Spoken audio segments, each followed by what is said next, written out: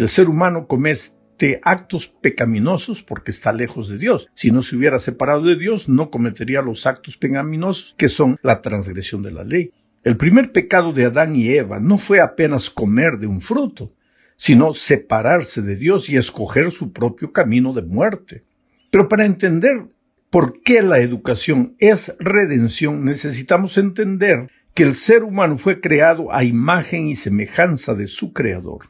Génesis 1:27 dice: y creó Dios al hombre a su imagen, a imagen de Dios lo creó, varón y hembra los creó. Esta imagen del hombre con Dios, esta semejanza, no era necesariamente una semejanza física, era una semejanza del carácter. Cuando Adán y Eva fueron creados, ellos reflejaban el carácter de Dios. Dios es misericordioso, es amoroso, es manso, es humilde, es compasivo, es tierno, es paciente, pues el ser humano era todo eso. Por eso Adán y Eva, antes de la entrada del pecado, ellos no discutían, ellos no peleaban, ellos no se acusaban. ¿Por qué? Porque ambos reflejaban el carácter de Dios. El problema del ser humano empezó cuando el pecado entró y Adán y Eva se separaron de Dios. Ahora, separados de Dios, no solamente comieron del fruto que Dios les había dicho que no comieran, sino que comenzaron a discutir entre ellos, a acusarse, no, que tú tienes la culpa, no, el culpable eres tú. Pero todo eso ya era resultado de haberse separado de Dios. ¿Por qué? Porque Adán y Eva tendrían el carácter semejante al Padre únicamente mientras se mantuvieran en armonía con el Padre, en comunión con el Padre, en la presencia del Padre. Pero infelizmente el pecado los llevó lejos, y a medida que el hombre y la mujer se alejaban de Dios, el carácter de ellos se iba deformando. Han pasado muchos siglos ya. Hoy, la verdad es que el carácter del ser humano es una caricatura del carácter de Dios, completamente distorsionado. Entró el egoísmo, el orgullo, la mentira, la envidia, la rabia, la ira, la maledicencia. Todo eso ya es consecuencia del carácter deformado del ser humano. Ahora, a ese ser humano con carácter deformado, tú le puedes dar toda la instrucción necesaria, todas las instrucciones profesionales necesarias. Ese hombre puede llegar a la cumbre del conocimiento humano, puede volverse un gran profesional, pero si su carácter no ha sido transformado, toda la instrucción que ha recibido no le va a servir de nada, porque va a ser incapaz de construir un hogar feliz, va a ser incapaz de relacionarse bien con las personas. Hoy día, las grandes empresas buscan no tanto un profesional competente solamente en el aspecto profesional, sino un profesional que sepa relacionarse bien. A eso le llaman inteligencia emocional. Un profesional que tenga inteligencia emocional. Yo le diría un profesional que tenga buen carácter, cuyo carácter se parezca al carácter de Dios. Un profesional que sea altruista, que inspire, que sea paciente, que sea firme, equilibrado. Pero ese profesional solo puede existir cuando el carácter del ser humano cambie, sea transformado. Pero sucede que el ser humano, cuando está alejado de Dios, su carácter está formado y toda la instrucción que tú le des no lo ayuda. Y tú sabes que educación no es apenas instrucción. Por eso educación es redención, porque agarras al hombre infeliz, destruido, acabado, y lo traes para cerca de Dios. Y a medida que se acerca a Dios, su carácter se transforma. Y entonces toda la instrucción que ha recibido tiene sentido, porque ahora él es un hombre bueno, un hombre que cada día se parece más y más a Dios. En ese sentido, los educadores tienen la misión no solamente de instruir, sino de traer a los seres humanos a los pies de Jesús. ¿Para qué? Para que Jesús los transforme y entonces toda la instrucción que ellos reciban tenga sentido.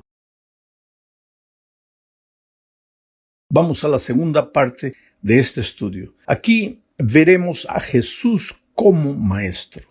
La Biblia, utiliza muchos términos para describir a Jesús. En algunas ocasiones le llama el Hijo de Dios. En otras ocasiones el Mesías, el Hijo del Hombre, el Salvador, el Redentor, el Cristo, o sea, el sufridor, el Señor, el Cordero de Dios.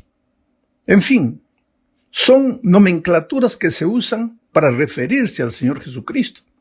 Pero para aquellos discípulos que lo acompañaron cuando estuvo en la tierra, que convivieron con él, para ellos la mejor nomenclatura era maestro. ¿Por qué?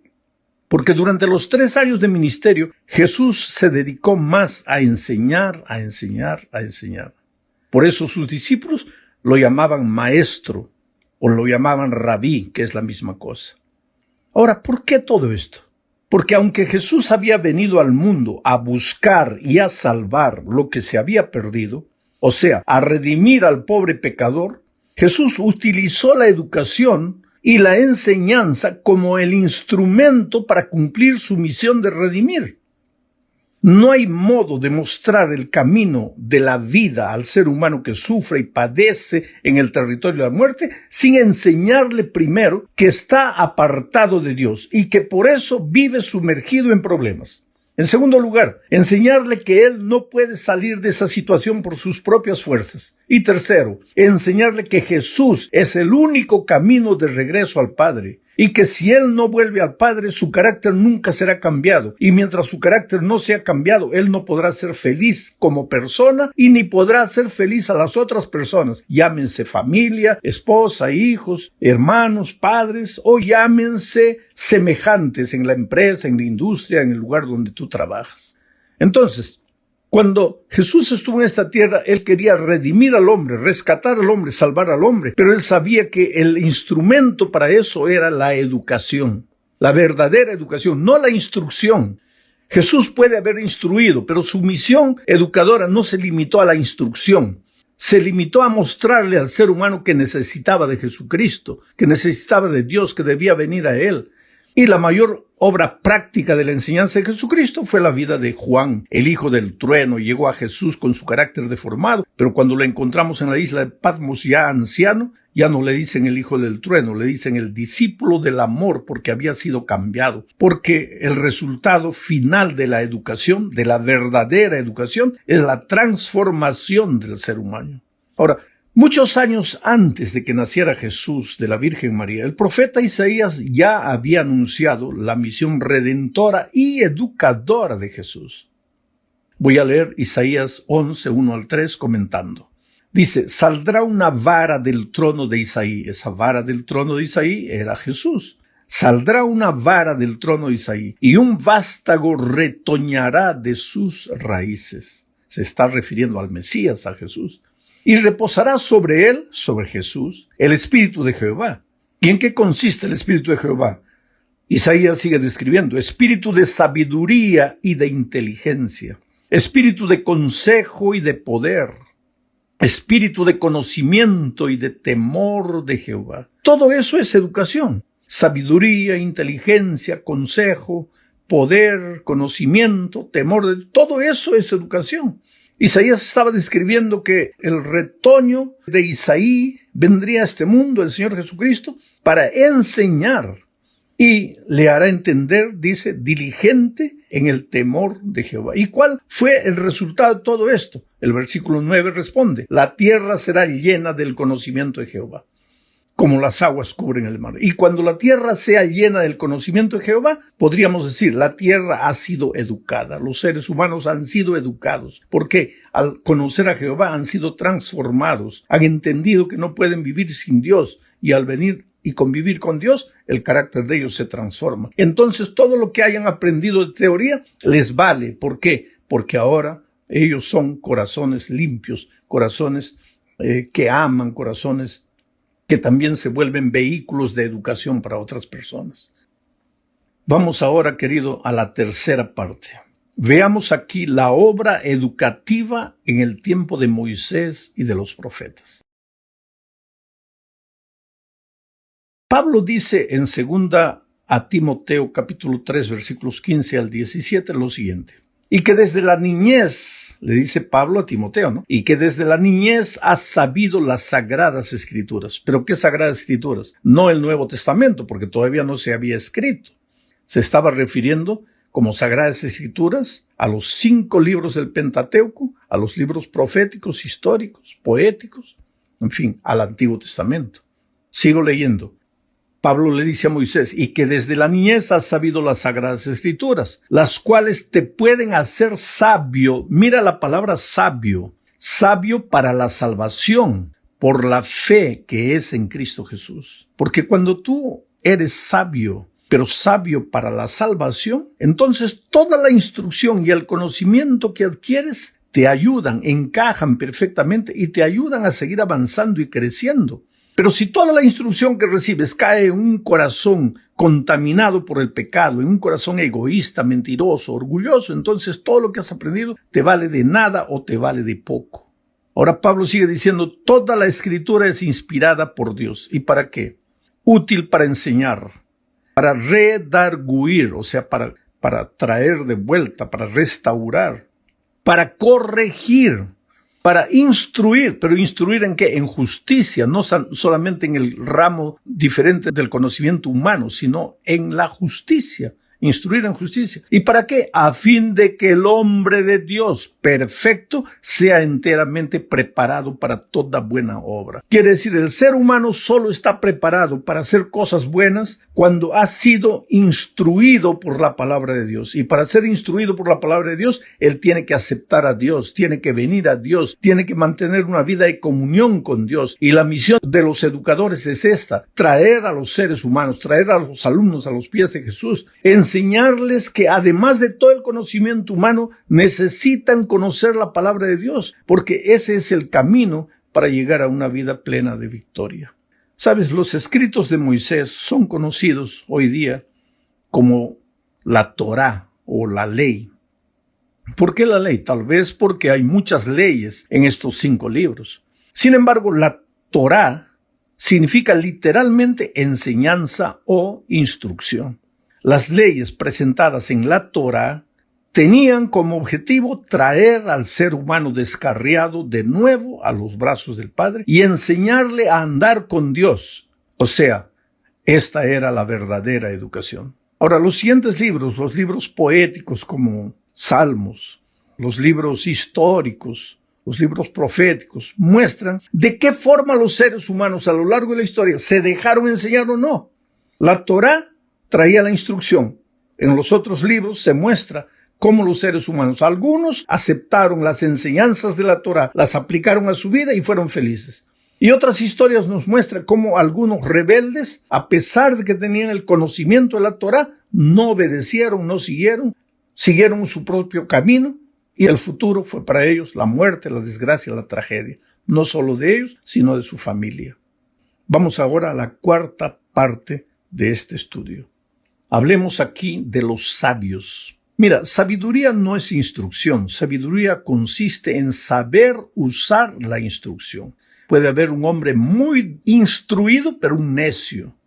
Y puede haber un hombre poco instruido, pero sabio, porque sabe usar lo poco que sabe. La verdadera educación te hace sabio porque te conduce a Dios. Y Santiago dice que si alguien tiene falta de sabiduría, pues debe pedirla a Dios. Entonces, si tú quieres educar de verdad, tienes que llevar al ser humano a Dios para que reciba de Dios la sabiduría. Al hablar del tema de la sabiduría necesitamos hablar de Salomón.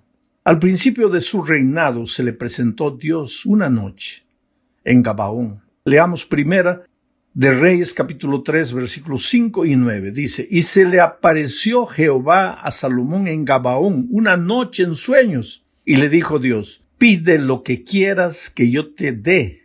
Y entonces Salomón responde en el versículo 9, da pues a tu siervo corazón entendido para juzgar a tu pueblo y para discernir entre lo bueno y lo malo.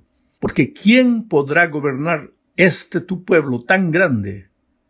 Interesante, dame sabiduría. En hebreo la palabra yokmaj, dame yokmaj.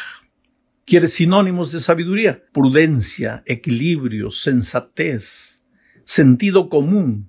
Y tú sabes que a la mayoría de los seres humanos lo que nos falta es eso.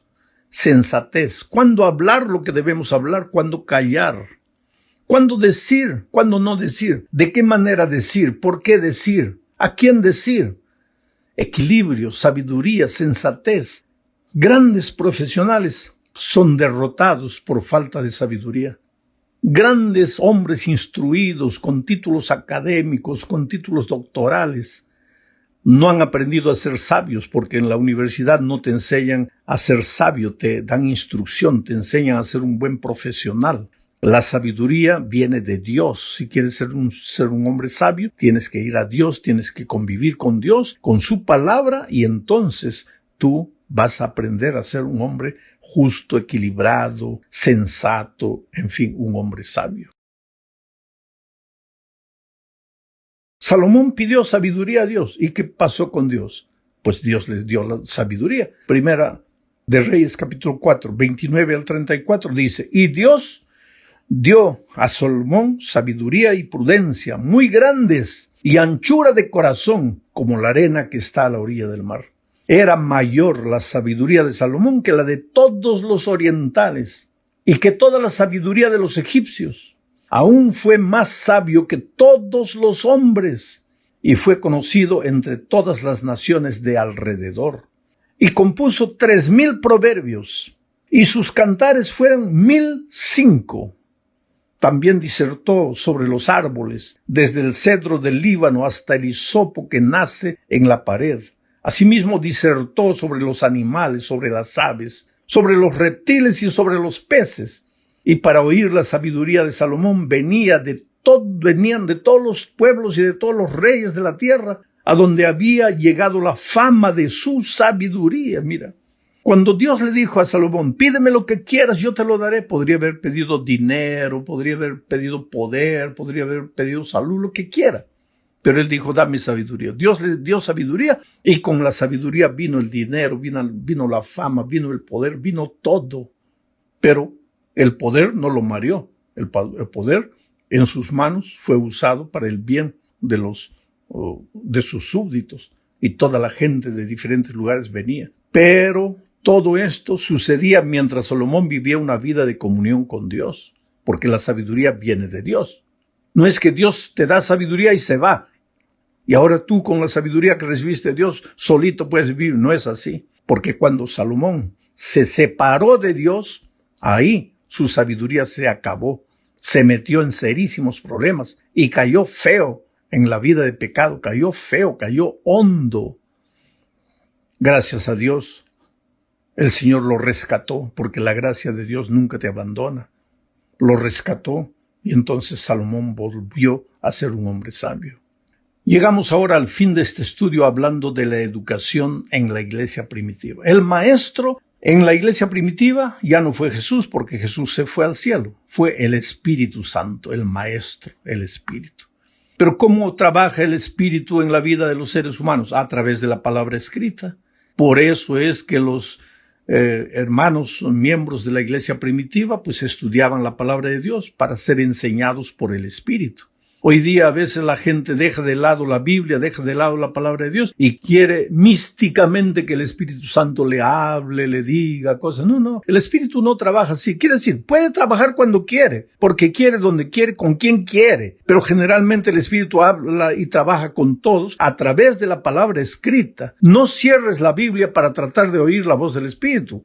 Trata de oír la voz del Espíritu a través de la palabra de Dios. ¿Y cuál era el tema de enseñanza en la iglesia primitiva? El tema era Jesús. Pablo dijo, me he propuesto no predicar a otra cosa, sino a Cristo y Cristo crucificado. Era el centro de la enseñanza de la iglesia primitiva. ¿Y cuál era el propósito de la enseñanza? ¿Por qué ellos querían ser enseñados por el Espíritu acerca de Jesús? ¿Por qué? Pablo en 2 Timoteo, capítulo 2, versículos 15 y 16 explica, procura con diligencia presentarte a Dios aprobado, como obrero que no tiene de qué avergonzarse, que usa bien la palabra de Dios. Mas evita profanas y vanas palabrerías, porque conducirán más y más a la impiedad. Aquí está. Pablo dice, el propósito de la educación en la iglesia primitiva era presentar delante de Dios seres humanos aprobados. ¿Pero aprobados en qué? En el conocimiento de la palabra de Dios. Porque si tú dejas la palabra de Dios a un lado, todo lo demás es profana y vana palabrería, que te conducirán más y más hacia la impiedad. Entonces, vuelvo a repetir un concepto que ya dije otras veces. La verdadera educación no se limita a instruir, Nuestros profesores en nuestras escuelas, colegios, universidades no pueden limitarse únicamente al currículum académico que viene del gobierno. Tienen que ir más allá. Por eso tenemos escuelas. Porque si era para seguir solo el currículum del gobierno, entonces pues cualquier escuela sería suficiente. No tendríamos necesidad de